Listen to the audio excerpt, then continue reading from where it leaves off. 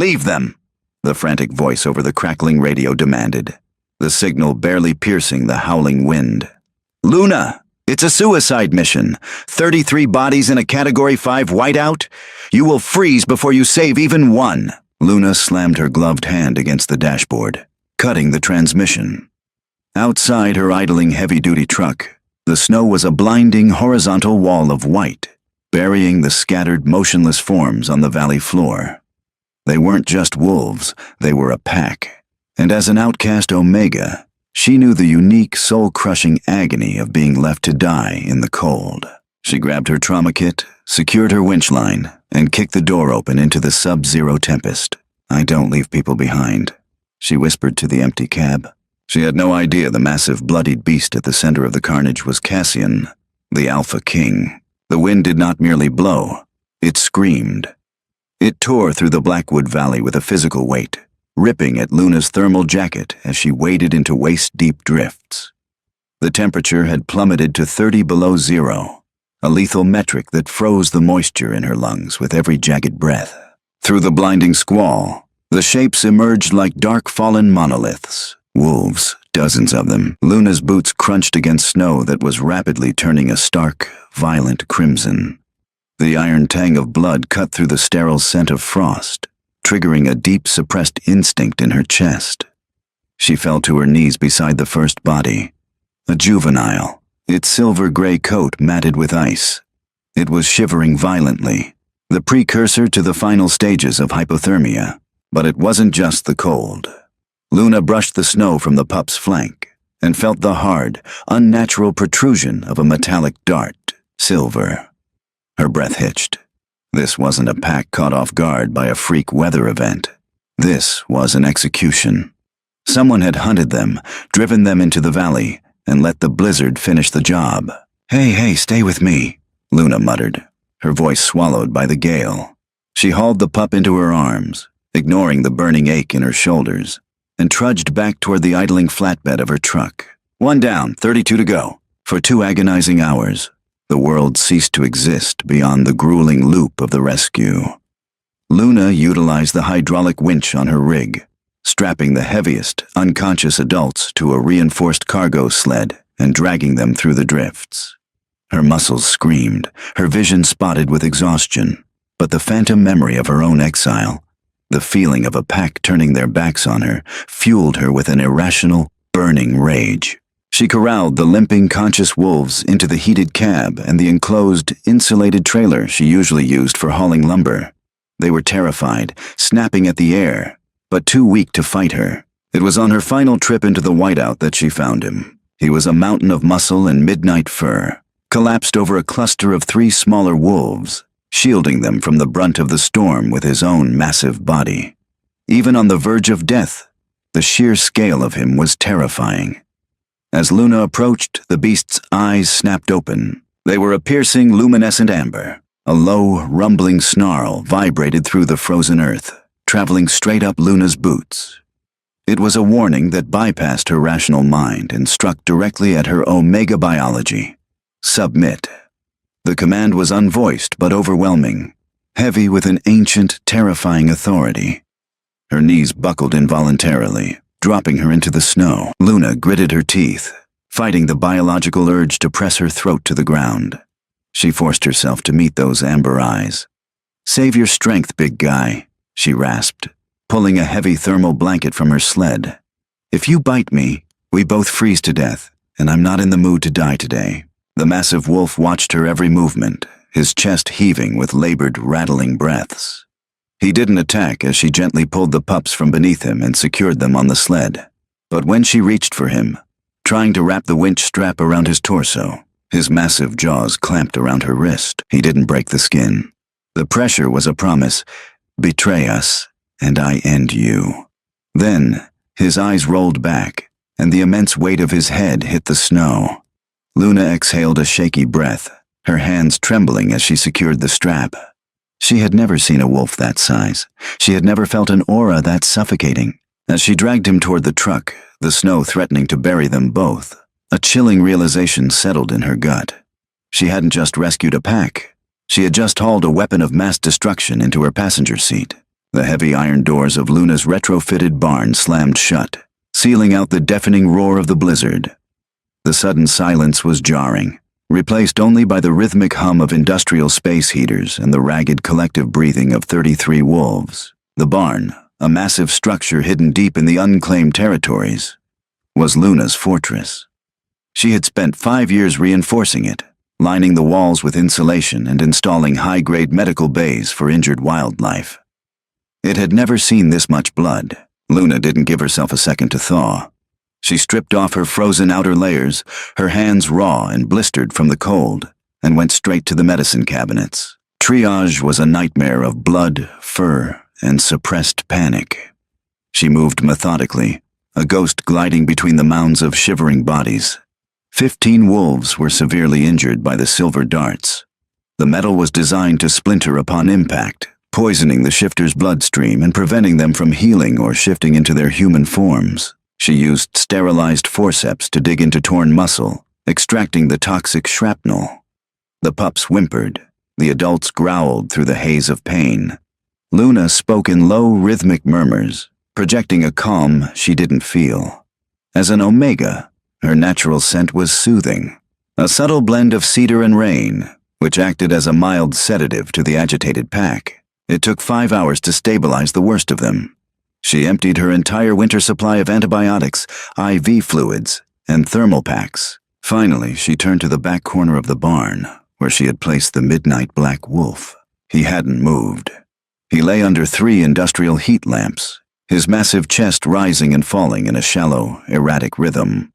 2 silver darts were embedded deep in his shoulder, and a vicious, jagged tear ran down his flank, a wound caused by a trap, not a weapon. Luna knelt beside him, her exhaustion sitting heavy in her bones. Up close, the sheer density of his fur and the heavy scarring beneath it told a story of 100 battles. Who was he? No ordinary pack alpha commanded this level of raw, latent energy. Even unconscious, his presence made the air in the barn feel thick, hard to breathe. "All right, tough guy," she whispered, her hands shaking slightly as she prepped the surgical tray. "This is going to hurt." She injected a localized numbing agent around the entry wounds. The moment her scalpel broke the skin to widen the hole for extraction, the wolf's body seized.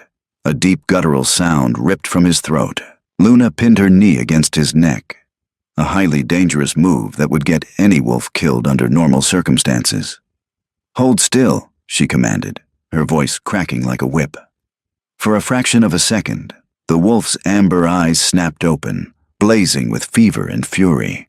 He stared at her, registering the Omega scent, the audacity of her touch, the sharp pain of the silver sliding out of his flesh. She tossed the bloody, jagged dart into a metal basin. Clang! Then she dug in for the second. By the time she finished suturing his flank, Luna was drenched in cold sweat.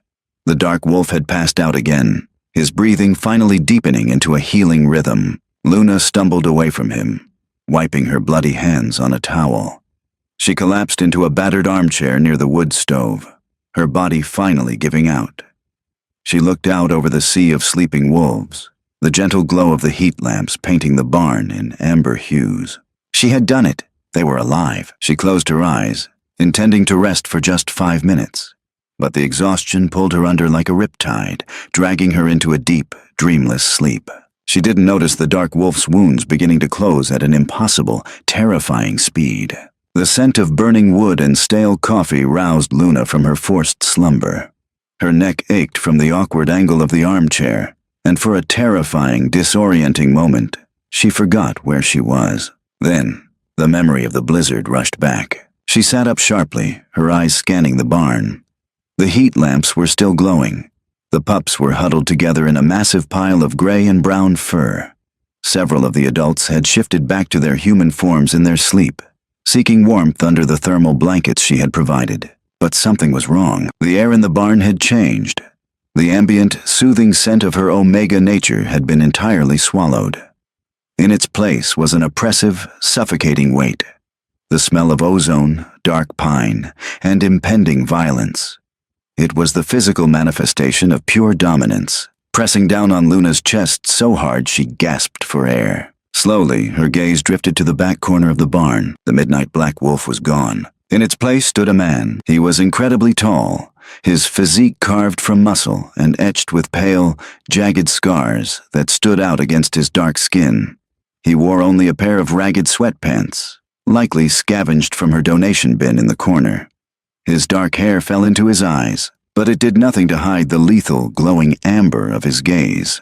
Cassian leaned against the wooden support beam of the barn, his arms crossed over his chest. He was perfectly still, watching her with the predatory calculation of a creature deciding whether to strike. Luna's heart hammered a frantic rhythm against her ribs. She slowly stood up, keeping her hands visible, suppressing the trembling in her knees. Her Omega instincts were screaming at her to drop to the floor, to bare her neck, to beg for mercy. The sheer force of his aura was a physical crushing sensation. She gripped the back of the armchair to keep herself upright. "You're awake," she managed to say, hating how breathless she sounded. Cassian didn't answer immediately. He took a slow, deliberate step forward.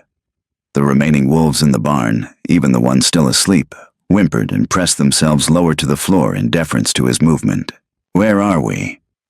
His voice was a low, gravelly rasp that seemed to vibrate in the floorboards beneath Luna's feet.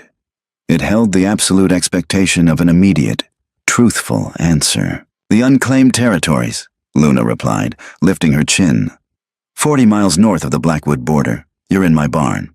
Cassian's eyes narrowed, scanning the medical equipment, the blood-stained towels, the metal basin containing the silver darts. His gaze returned to her, sweeping over her exhausted frame, analyzing her scent. "You're an Omega," he stated. It wasn't a question. It was an accusation. An Omega without a pack mark, living alone in the dead zones. "I prefer the term independent," she countered, her voice steadying. "And you're welcome, by the way, for not letting you and your people freeze to death." Cassian closed the distance between them in 3 terrifyingly fast strides. Before Luna could react, his large, calloused hand wrapped around her throat. He didn't squeeze, but the threat was implicit. He backed her up against the wooden wall of the barn, his massive frame trapping her. 33 of my pack were ambushed with military-grade silver, driven into a lethal storm, and miraculously found by a rogue Omega with a fully stocked trauma bay. Cassian whispered, leaning in so close she could feel the heat radiating from his skin. His amber eyes bored into hers. "Forgive me if I don't believe in coincidences. Who sent you?" Luna stared up at him, her pulse racing against his palm. He was injured, exhausted, and yet he possessed enough power to snap her neck with a flick of his wrist. But as she looked into his eyes, she saw the faint tremor in his jaw, the desperate, protective terror of a leader who had almost lost everything. Instead of submitting, Luna's survival instinct flared. She reached up and wrapped her hands around his thick wrist. "If I wanted you dead," Luna said quietly, her voice devoid of fear, "I would have left the silver in your chest. Now take your hand off me before I regret stitching you back together." A flicker of genuine shock crossed Cassian's face. For a long, suffocating moment, neither of them moved. An Omega issuing a command to an Alpha was unheard of. An Omega holding the gaze of the Alpha King was a death sentence. But Cassian didn't kill her. Slowly, the amber glow in his eyes dimmed, and his grip on her throat released. Cassian stepped back, the oppressive weight of his dominance receding just enough to let Luna draw a full, trembling breath. He didn't apologize. Kings didn't apologize. But as he turned his back on her, a deliberate show of trust in their violent world, Luna saw the rigid tension holding his massive frame together. He walked slowly toward the surgical table, his bare feet making no sound on the concrete floor. He stared down at the metal basin where Luna had discarded the bloodied, jagged shards of silver. "You dug these out," Cassian said, his voice a low, vibrating rumble that carried to every corner of the silent barn. He reached into the basin, seemingly immune to the residual sting of the toxic metal, and picked up a piece of the shattered dart. He held it up to the harsh light of the heat lamp, examining the intricate, microscopic grooving on the tail end. 15 of your people had them, Luna said, staying near the wood stove, keeping the heavy armchair between them. They were designed to splinter on impact. If the cold didn't kill you, the silver poisoning would have stopped your healing factor permanently. Cassian's jaw tightened so hard a muscle ticked beneath his scarred cheek. He crushed the silver shard between his thumb and forefinger, the metal biting into his calloused skin. This isn't hunter weaponry. This is military grade, specifically Royal Guard issue. Luna frowned, her tactical mind working past her exhaustion. Your own guards shot you? Before Cassian could answer, a violent coughing fit echoed from the mass of blankets near the center heaters. One of the largest wolves, a broad-shouldered brute with a coat of iron gray, began to convulse. His bones snapped and reformed with sickening cracks as his body instinctively forced a shift to his human form to regulate his core temperature. Within seconds, a man with a jagged scar across his throat emerged from the blankets, gasping for air. This was Kale, Cassian's beta and military commander. He was disoriented, his eyes wild with the lingering trauma of the ambush. His gaze swept the unfamiliar barn, landing on Cassian, then snapping to Luna. Kale's nostrils flared, picking up the unmistakable scent of cedar and rain. Omega. Conditioned by decades of traditional pack hierarchy, where Omegas were considered the weakest links, Kale's protective instincts warped into immediate aggression. He didn't care where they were. He saw an unmarked Omega in close proximity to his king. With a guttural snarl, Kyle pushed himself off the floor, his muscles straining against his unhealed wounds. Omega! He barked, his voice raw. Step away from the king, eyes to the floor. Luna didn't move. She didn't flinch. She simply crossed her arms, her blistering hands tucked into her armpits, and stared at the beta with a look of profound exhaustion. She had just spent 6 hours dragging his 300-pound canine body through a snowdrift. She was entirely out of patience for alpha posturing. Kale took a threatening step forward, baring his teeth. Did you hear me? You unmarked? Kyle. Cassian's voice didn't rise in volume, but the sheer, crushing authority in that single syllable slammed into the room like a physical shockwave. Kale froze instantly, his knees buckling slightly under the sudden pressure of his alpha's command. Cassian moved with terrifying speed, crossing the barn and stepping directly between his beta and Luna. He didn't face Luna. He faced his second in command, his amber eyes glowing with a lethal warning. Look around you, beta, Cassian ordered, his tone chillingly calm. Look at the IV lines. Look at the sutures holding your flank together. This Omega dragged 33 of us out of a Category 5 whiteout while we were bleeding out from our own people's silver. Kyle blinked, his aggressive haze finally lifting as he took in the medical bays, the sleeping pups, and the blood-soaking Luna's discarded winter gear. If you ever bare your teeth at her again, Cassian said, his voice dropping to a deadly whisper, I will rip them from your skull myself. Acknowledge. Kyle immediately dropped to one knee, bowing his head in absolute submission. Acknowledged, my king. I apologize. Luna stood frozen, her heart hammering against her ribs. In all her years, through all the packs she had known, she had never seen an alpha, let alone a king, defend an Omega against his own high-ranking officers. It defied every law of their kind. Cassian slowly turned his head, looking back at Luna over his shoulder. The intensity in his amber eyes was no longer a threat. It was a promise of protection.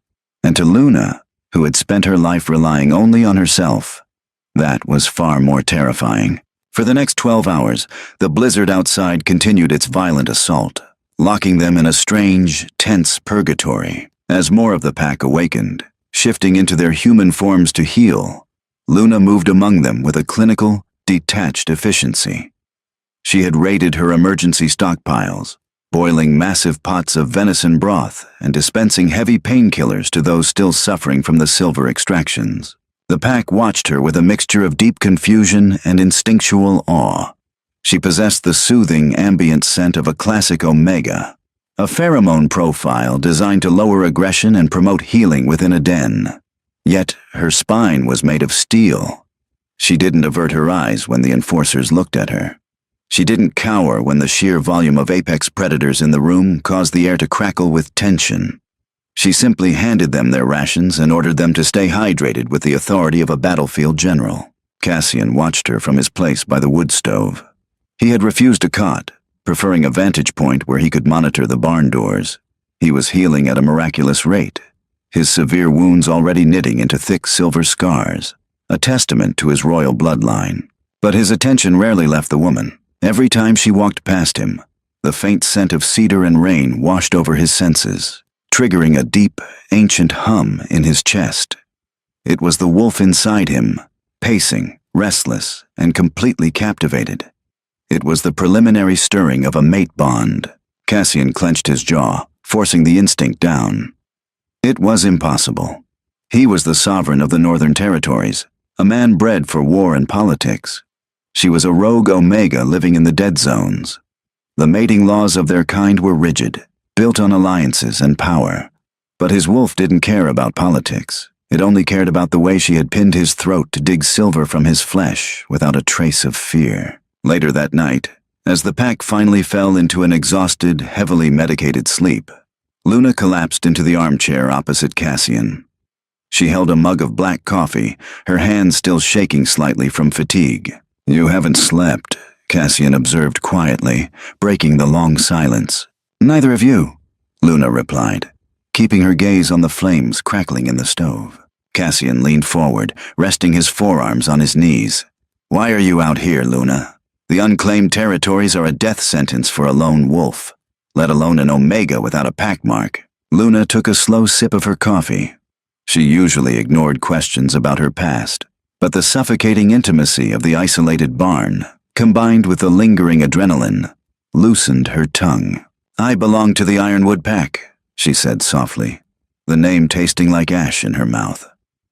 5 years ago, our Alpha made a catastrophic tactical error during a border dispute with a grisly conclave. 3 pups died because he left the southern flank undefended to protect his own property. Cassian's eyes darkened. A failure to protect the young was the ultimate sin for a leader. And an Alpha can't be seen making a mistake that gets pups killed. It invites challenges to his leadership. He needed a scapegoat. Luna finally looked at Cassian, her eyes hard and devoid of self-pity. Who better to blame for leaving a gate unlocked than the Pack Omega? The one everyone is conditioned to view as weak and easily distracted. Cassian felt a surge of cold fury rip through his chest. "He exiled you for his own cowardice." "He tried to have me executed," Luna corrected smoothly. "Exile was just what happened when I broke his jaw and ran." Cassian stared at her, genuinely stunned. The image of this slender, exhausted woman breaking an Alpha's jaw sent a thrill of dark amusement and profound respect through him. "They underestimated you," Cassian murmured, his voice dropping into a register that made Luna's breath catch. He reached across the small space between them, his large, warm hand lightly brushing the blistered skin of her knuckles. The contact sent a sharp, electric jolt up Luna's arm. She pulled her hand back, though it cost her immense willpower. "I'm not a victim, Cassian. I don't need pity." "It wasn't pity," he said, his amber eyes burning into hers, heavy with unspoken weight. Before he could say another word, the low, steady hum of the barn was shattered by a sharp, piercing electronic whine. Luna was out of the armchair before the first whine of the alarm finished echoing. The exhaustion vanished from her frame, replaced by a terrifying, hyper-focused kinetic energy. Cassian was on his feet a second later, his instincts flaring as he scanned the barn. "What is that?" "Perimeter breach," Luna snapped, rushing toward a heavy steel cabinet mounted on the far wall. "Motion sensors on the outer ridge, 3 miles out." The sleeping pack began to stir, groans of confusion and alarm rippling through the blankets. Kyle pushed himself up, grasping his injured side. "The storm? An animal?" "The sensors are calibrated to ignore anything under 200 pounds, and the storm is breaking," Luna said, rapidly punching a 6-digit code into the cabinet's keypad. The heavy steel doors popped open with a pneumatic hiss. Cassian approached her, looking inside the cabinet. His eyes widened slightly. It wasn't medical supplies. It was a highly organized armory. Customized AR-15S, pump-action shotguns, heavy hunting rifles, and crates of specialized ammunition lined the shelves. "You said the silver was Royal Guard issue," Luna said, her hands moving in a blur as she pulled down a tactical vest and began loading heavy magazines into the pouches. "Did any of your guards know about this route?" Cassian's mind raced. "Only my inner circle. My brother Silas mapped the patrol route. We were ambushed in the narrowest part of the valley. It was a bottleneck. They knew exactly where we would be. Then your brother is a traitor, Luna said bluntly, racking the slide on a matte black rifle. And whoever he hired to kill you didn't finish the job. They're coming to make sure you're dead. Cassian grabbed her wrist, stopping her frantic movements. How could they track us here? The snow would have buried our trail in minutes. Luna looked up at him, her expression grim. The darts. Military-grade silver usually houses microtransmitters. I pulled them out of your people and tossed them in a lead-lined surgical basin to block the signal, but they were in your flesh for an hour while I drove back. If they had a drone in the air, they got a ping on my truck's trajectory before the signal went dead. She ripped her wrist from his grasp and shoved a heavy, serrated combat knife into his hand.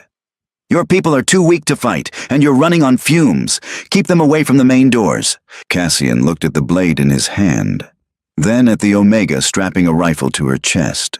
The absurdity of the situation warred with a sudden, fierce pride.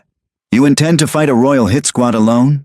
I built this sanctuary to keep monsters out, Luna said, marching toward a secondary control panel near the reinforced barn doors. You might be a king, Cassian, but this is my house. She slammed her hand down on a large red button. Immediately, the hum of the space heaters cut out, plunging the barn into a heavy silence. A second later, heavy, impenetrable steel shutters slammed down over the few high windows, sealing them in completely. The soft amber lighting switched to a harsh, tactical red glow. Outside, the howling wind had died down to a low, eerie moan. And beneath that moan, the distinct, rhythmic crunch of heavy boots on packed snow echoed through the external microphones Luna had wired to the perimeter. They weren't just coming, they were already at the gates. Positions! Cassian roared to his pack, his alpha aura exploding outward, commanding the wounded to drag themselves into defensive formations behind the heavy concrete pillars of the medical bays. Luna knelt behind a stack of steel drums facing the main entrance, aiming her rifle down the center aisle. She took a slow, deep breath, steadying her heart rate. Then, the heavy iron doors of the barn shuddered under the impact of a massive explosion. The explosion was a physical entity. It didn't just shatter the heavy iron doors. It ripped the oxygen from the room, replacing it with a blinding cloud of pulverized concrete, snow, and the caustic stench of C4. The shockwave slammed into Luna, but she was already braced against the steel drums. She didn't flinch. She simply raised the barrel of her AR-15. Her eyes narrowed against the stinging debris. Through the swirling dust and the harsh, strobing red of the tactical lights, the silhouettes emerged. There were 12 of them. They moved with terrifying, synchronized precision, clad in white winter camo tactical gear that made them look like ghosts stepping out of the blizzard. They carried suppressed submachine guns, sweeping the main aisle of the barn. Hold fire, Luna whispered to herself, her finger hovering over the trigger. Let them step into the funnel. She had designed the barn's layout precisely for this nightmare scenario. The heavy medical bays and supply cages formed a natural bottleneck, forcing any intruders into a narrow, 20-foot kill zone before they could reach the back of the structure where the pack was sheltering. The lead guard raised his fist, signaling the unit to spread out. He stepped past the threshold of the shattered doors. Luna squeezed the trigger. The retort of the rifle was deafening in the enclosed space.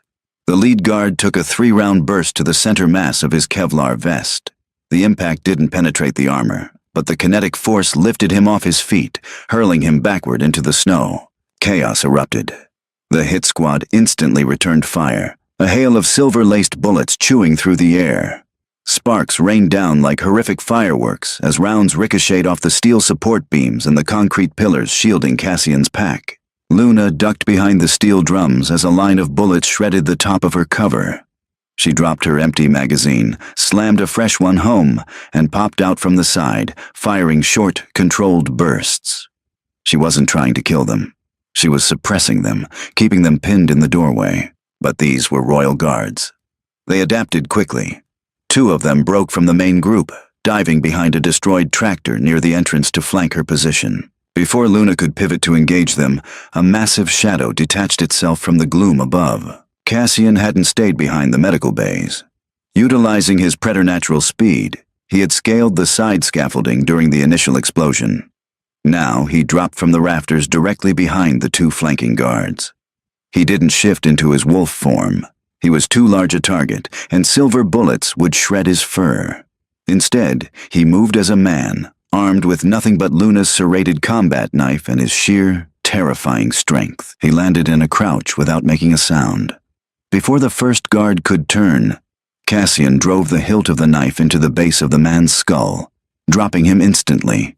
The second guard spun, raising his weapon, but Cassian caught the barrel, redirecting it upward as the gun fired wildly into the ceiling. With his other hand, Cassian delivered a devastating, bone-shattering strike to the guard's ribs, followed by a swift knee to the chest that sent the man flying into the wall. Luna watched him for a fraction of a second, her breath catching. He was a force of nature, moving with a lethal, fluid grace that defied his massive size. "Right flank is clear!" Cassian roared over the gunfire, taking cover behind the tractor and picking up one of the fallen guard's submachine guns. He checked the magazine, his amber eyes locking onto Luna from across the room. "They're falling back to regroup. We need to shut that door." "The hydraulic lines are severed," Luna shouted back, firing another burst to keep the remaining guards pinned outside in the snow. "If they breach with heavy explosives again, the roof will come down on the pups." The temporary lull in the gunfire was agonizing. The wind howled through the gaping hole in the barn, dropping the internal temperature rapidly. Luna's mind raced. She was down to her last 2 magazines. Cassian was bleeding again, his hastily stitched wounds tearing from the exertion. And in the back of the barn, Kale and the others were too weak from silver poisoning to offer any real defense. Then, a voice echoed from the blizzard outside, amplified by a megaphone. "Cassian!" The voice was smooth, dripping with arrogant confidence. "I know you're in there, brother. It's over. Surrender the pack, and I'll make your execution painless. Refuse, and we burn this sanctuary to the ground with everyone inside." Cassian's grip on the stolen weapon tightened until the composite plastic creaked. Silas. The confirmation of his brother's betrayal was a cold blade to the gut. It wasn't just a coup, it was an extermination. "He's lying," Luna said, her voice cutting through the red-lit gloom. She crawled across the floor, abandoning her compromised position behind the drums to join Cassian behind the tractor. "Men who bring silver hollow points to a blizzard don't leave witnesses. If we surrender, he slaughters the pups first just to break you." Cassian looked down at her. Her face was smeared with soot and grease, her breathing ragged, yet her eyes burned with an unyielding, fierce light. She was an Omega, a class of wolf conditioned by society to submit, to flee, to avoid conflict at all costs. Yet here she was, bleeding and bruised, holding the line against a royal army. A profound, ancient shift occurred within Cassian's chest.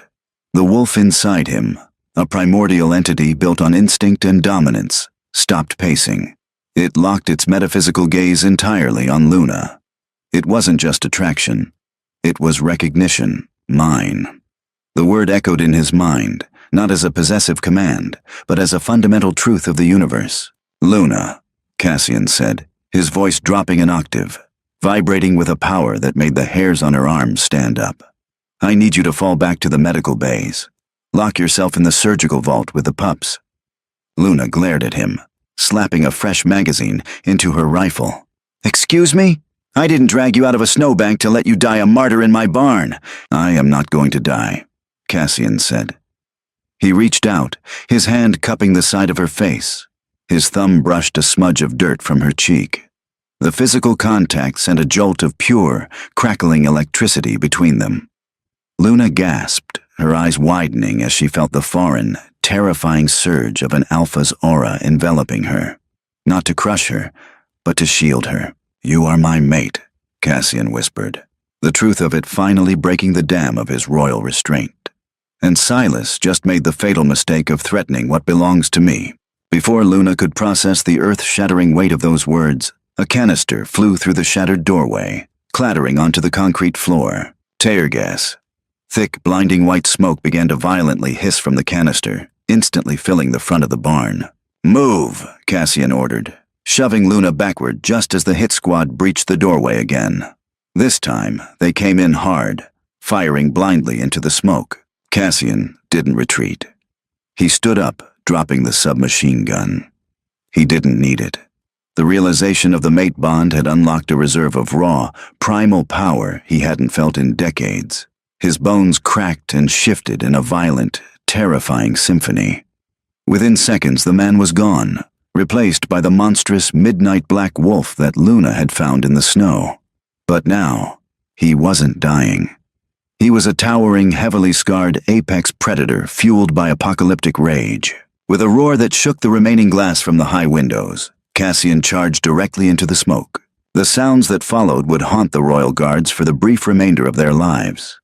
Gunfire was quickly replaced by the sickening crunch of armor failing under immense jaws, the snapping of bone, and the terrified screams of highly trained soldiers realizing they were locked in a cage with a monster. Luna scrambled back toward the medical bays, coughing violently as the tear gas irritated her lungs.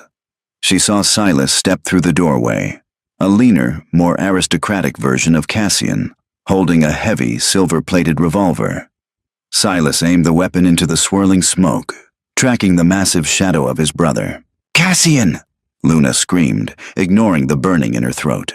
She raised her rifle, but a guard stepped out of the haze, swinging the stock of his weapon at her head. Luna deflected the blow, but the force knocked the rifle from her hands. The guard lunged, pinning her against the concrete pillar. He raised a combat knife, his eyes cold and dead. Suddenly, a massive, iron-gray blur slammed into the guard, tearing him away from Luna. It was Kyle. The beta was bleeding heavily, practically stumbling, but the sight of the Omega being attacked had triggered an override in his battered system. He ripped the guard's throat out with his bare teeth, collapsing onto the floor immediately after. At that exact moment, the smoke cleared just enough for Silas to find his target. He fired 3 times. 2 shots missed as Cassian tore through the last of the strike team. The third caught Cassian in the shoulder, a direct hit with a massive, explosive silver round. The Alpha King let out a deafening roar of pain, his massive form faltering and crashing into the side of a supply cage. Silas stepped forward, a triumphant sneer on his face, leveling the revolver at his brother's head. "Long live the king," he mocked. Luna didn't think. She reacted. She grabbed the discarded combat knife Cale had dropped and launched herself off the concrete pillar. She tackled Silas from the side just as he pulled the trigger. The shot went wide, sparking off the concrete floor. Silas snarled, backhanding Luna with enough force to split her lip and send her sprawling. "Pathetic Omega!" he spat, raising the gun toward her. A shadow eclipsed the red light. Cassian, ignoring the silver burning in his veins, surged forward. He didn't bite Silas. He shifted halfway, a terrifying amalgamation of man and beast, grabbed his brother by the throat, and slammed him against the steel frame of the barn doors with earth-shattering force. Silas dropped the gun, his eyes bulging as Cassian's claws sank into his neck. "You abandoned the pack," Cassian growled, his voice a demonic resonance. "You brought hunters into our lands, and you struck my mate." Cassian's grip tightened. Silas didn't even have time to beg before his neck snapped with a sharp, definitive crack. Cassian dropped his brother's lifeless body into the snow. The silence that followed was absolute, broken only by the howling wind outside and the ragged breathing of the survivors inside. The red tactical lights continued to bathe the carnage in a harsh, unforgiving glow. 12 royal guards and the traitorous prince lay dead among the wreckage of Luna's sanctuary. Cassian remained standing by the ruined doors, his chest heaving.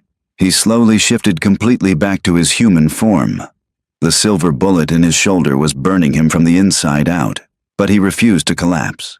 He turned, his amber eyes scanning the destroyed barn until they found her. Luna was pushing herself up off the floor, wiping a streak of blood from her split lip.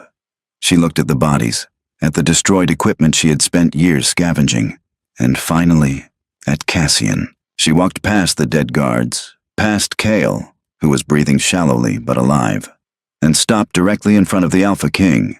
She didn't look at his crown or his power. She looked at the bleeding wound in his shoulder. "Sit down before you bleed out, idiot," she said, her voice shaking with the adrenaline crash. Cassian let out a breathless, rumbling laugh. It was a sound of pure relief. He sank to the floor, leaning back against the steel frame. "Yes, ma'am." Luna knelt beside him, producing a small pair of titanium forceps from her tactical vest. She didn't hesitate. She dug into the wound, clamped onto the silver bullet, and pulled it free with a sickening squelch. Cassian grunted, his eyes flashing amber, but he didn't pull away. As she pressed a pressure bandage to his shoulder, Cassian reached up and gently touched her bruised cheek. "I meant what I said." Luna's hand stilled.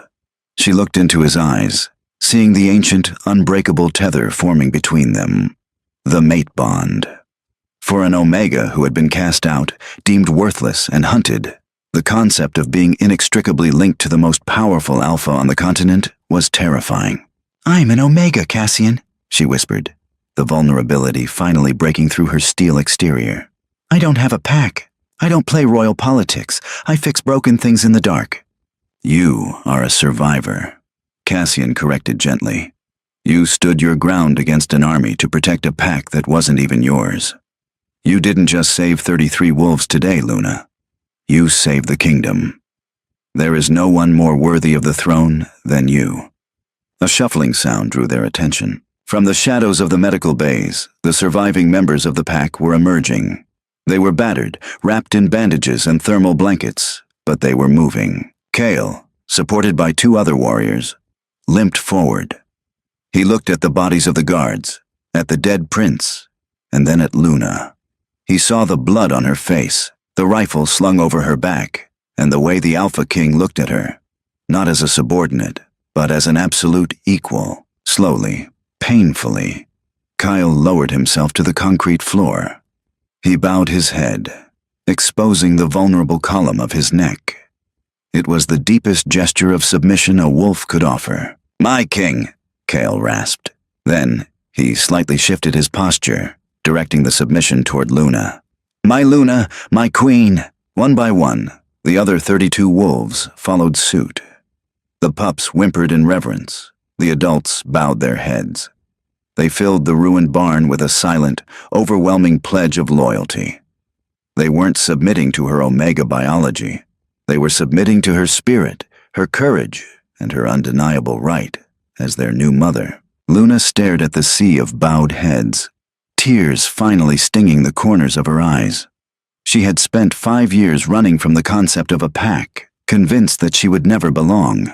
Now, an entire kingdom was kneeling at her feet. She looked back at Cassian. He offered her his hand. Luna took it, letting him pull her to her feet. The storm outside was finally breaking, the first rays of a pale winter sunrise piercing through the shattered doors, illuminating the blood and the snow. "So," Luna said, her voice steadying as she looked out at the frozen dawn, "how do we fix your kingdom?" Cassian stood beside her, his hand wrapping securely around hers, intertwining their fingers. The bond thrummed between them, an unbreakable, brilliant light in the cold. "Together," the king replied. "What an incredible journey." She saved 33 wolves, concludes here with a brutal tactical defense and a powerful emotional payoff.